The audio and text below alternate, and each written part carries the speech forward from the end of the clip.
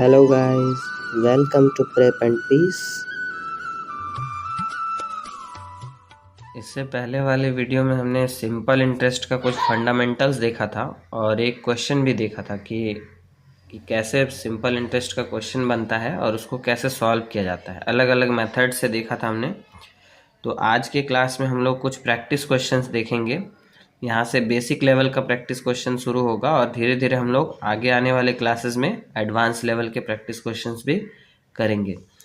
तो question number 1 क्या बोलता है कि P इज इक्वल टू 100 है, ठीक है, यानी प्रिंसिपल 100 है, रेट कितना है 5%, रेट ऑफ इंटरेस्ट, ठीक है।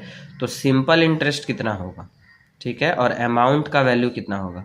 अब टाइम भी दे दिया है, T फॉर टाइम, यानी पीरियड कितने साल का है, 3 इयर्स का टाइम लग रहा है, ठीक है, यानी 3 इयर्स के बाद कितना इंटरेस्ट बनेगा और अमाउंट कितना बनेगा, ठीक है। तो ये सारे ऑप्शंस हैं। तो ऑब्वियस सी बात है एसआई पहले है, तो पहला वाला जो ऑप्शन में पहला वाला जो डिजिट दिख रहा है वो एसआई के लिए है और दूसरा वाला डिजिट किसके लिए है, अमाउंट के लिए।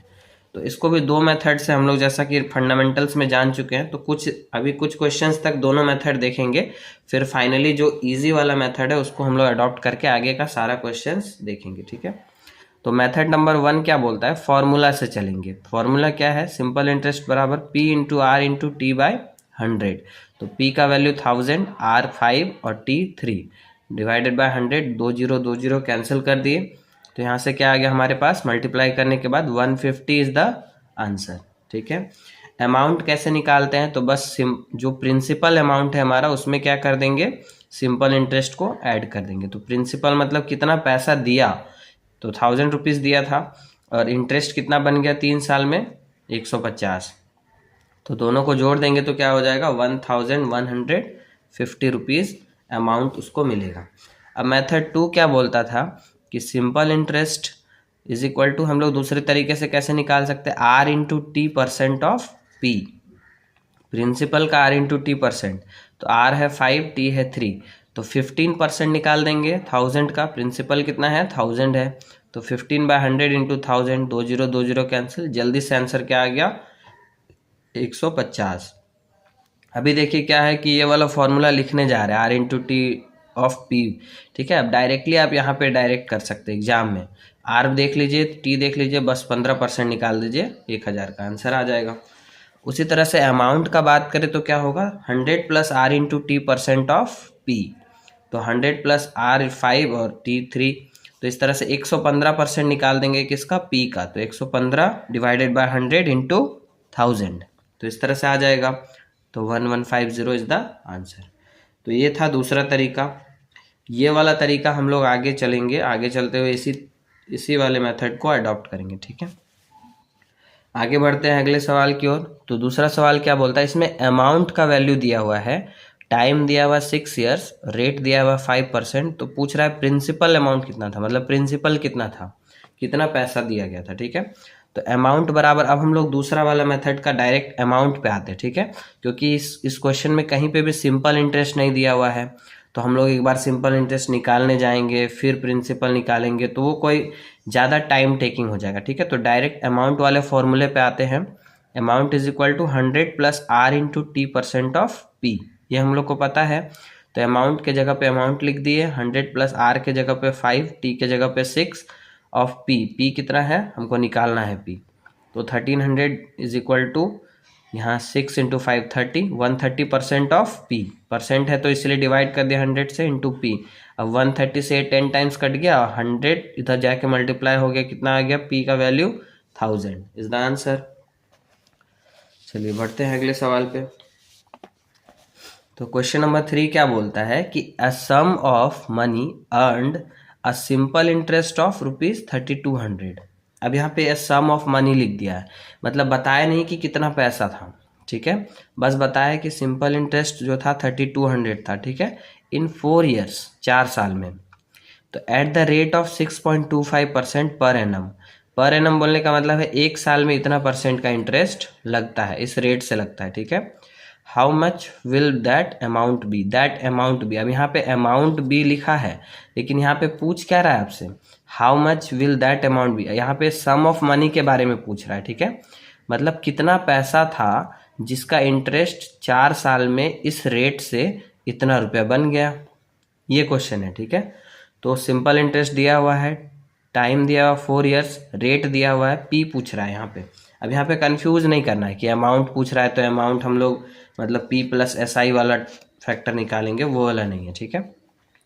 तो मेथड 1 क्या करेंगे हम लोग, सिंपल इंटरेस्ट बराबर हम लोग को पता है R into T percent of P होता है, ठीक है। तो सिंपल इंटरेस्ट का वैल्यू 3200 पता है, आर का वैल्यू 6.25 यहाँ से देखिए क्वेश्चन में दिया हुआ है, और टी का वैल्यू 4% ऑफ पी नहीं पता है तो पी ही निकालना है। तो 3200 इज इक्वल टू, इन दोनों को मल्टीप्लाई किए तो 25% आ गया, 25/100 इंटू पी, 25 से 4 टाइम्स में 100, इसको 4 से मल्टीप्लाई कर दिए तो कितना आंसर आ गया 12800। अब देखिए 4 से इसको मल्टीप्लाई करने के लिए क्या करेंगे ना हम लोग, 2 जीरो वाला पार्ट को छोड़ दीजिए, उसको बाद में ऐड कर देंगे। 4 इंटू 2 करेंगे तो 8 हो जाएगा, और 4 इंटू 3 करेंगे तो 12 हो जाएगा। तो 128 आ गया हमारे पास, 2 जीरो का 2 जीरो आ गया, ठीक है। डायरेक्ट मल्टीप्लाई कर देंगे यहाँ से। अब मेथड 2 क्या बोलता है, अब ये और शॉर्ट ट्रिक आ रहा है, ठीक है। धीरे धीरे अब शॉर्ट ट्रिक पे हम लोग मूव कर रहे हैं। ये क्या बोलता है, आर इंटू टी परसेंट हमको पता है कि क्या होता है, इंटरेस्ट होता है, ठीक है। तो आर है 6.25, टी है 4, तो इतना बराबर क्या हो, इन दोनों को मल्टीप्लाई किया तो 25% आ गया।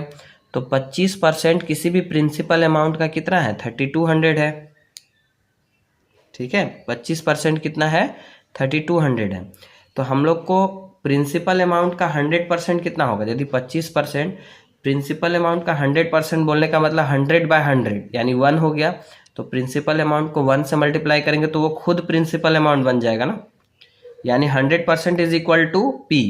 किसी भी चीज का 100% बोला जाए तो वो उसी नंबर के बराबर हो जाता है, ठीक है। तो 25% यदि इतना है तो 25 को 100 बनाने के लिए क्या करना होगा, 4 से गुना करना होगा 25 को 100 बनाने के लिए। तो हमको 100% ही तो निकालना है, तो वही तो पी बन जाएगा हमारा, ठीक है। तो 3200 को भी यदि इधर 4 से मल्टीप्लाई किए तो इधर भी 4 से मल्टीप्लाई कर दीजिए, डायरेक्ट आंसर आ जाएगा 12800। कोई फॉर्मूला किसी का जरूरत नहीं है। ये हो गया शॉर्ट ट्रिक, ठीक है। चलिए आगे बढ़ते हैं अगले सवाल पे, आज का आखिरी सवाल। If the simple interest for 6 years is equal to 30% of the principal. अब इसमें जो अभी शॉर्ट ट्रिक देखे ना क्वेश्चन नंबर 3 में, इसी मेथड से बनाएंगे, बहुत जल्दी बन जाएगा। If the simple interest for 6 years is equal to 30% of the principal, मतलब प्रिंसिपल अमाउंट का 30% है कितने साल में, 6 साल में, ठीक है। Then when will it be equal to principal, मतलब अब जो इंटरेस्ट है वो कितने साल में प्रिंसिपल के बराबर का इंटरेस्ट आ जाएगा। मतलब मान लीजिए 100 रुपये प्रिंसिपल था, तो कितने साल में 100 रुपये का और इंटरेस्ट आ जाएगा, यानी अमाउंट 200 रुपये बन जाए, कितने साल में वो पूछा जा रहा है, ठीक है। एक डाटा क्या दिया हुआ है कि 6 साल में वो 30% बन जाता है, किसका, प्रिंसिपल का। तो हम लोग उसी से चलेंगे डायरेक्टली। 6 years में कितना बन जा रहा है, 30% बन जा रहा है। हमसे पूछा क्या है कि वो कब इक्वल हो जाएगा, इक्वल होने का मतलब 100% कब बन जाएगा, ठीक है। 100% बोलने का मतलब ये है कि उसके बराबर का इंटरेस्ट आ गया। यदि simple interest is equal to 100% of principal हो गया, इसका मतलब उसके बराबर का इंटरेस्ट आ गया, प्रिंसिपल और इंटरेस्ट बराबर हो गया, ठीक है। तो 6 को कैंसिल किया यहाँ पे 5, यानी 1 साल में 5% बन जाता है, ठीक है। 1 साल में कितना बन जाता है, 5%। तो प्रिंसिपल अमाउंट के इक्वल करने के लिए कितना परसेंट बनाना होगा, 100%। तो 5 को 100 बनाने के लिए कितना से मल्टीप्लाई करना पड़ता है, 20 से। 25 जा 100 होता है, तो 20 से मल्टीप्लाई किए। तो अब इसको इसी 100% बराबर कितना होगा वो निकालने के लिए इधर वाला को भी 20 से मल्टीप्लाई कीजिए। जैसे 5 को 20 से किए तो 100 आ गया, तो 1 को 20 से करेंगे तो कितना साल आ जाएगा, 20 years। तो बस 20 years में क्या हो जाएगा, वो अमाउंट, उस अमाउंट का जो सिंपल इंटरेस्ट है वो प्रिंसिपल के बराबर हो जाएगा, यानी अमाउंट डबल हो जाएगा। जो प्रिंसिपल से क्या हो जाएगा, वो डबल हो जाएगा, कितने साल में, 20 साल में। ये हो गया हमारा क्या, आंसर, ठीक है। मिलते हैं अगले वीडियो में कुछ और प्रैक्टिस क्वेश्चंस के साथ।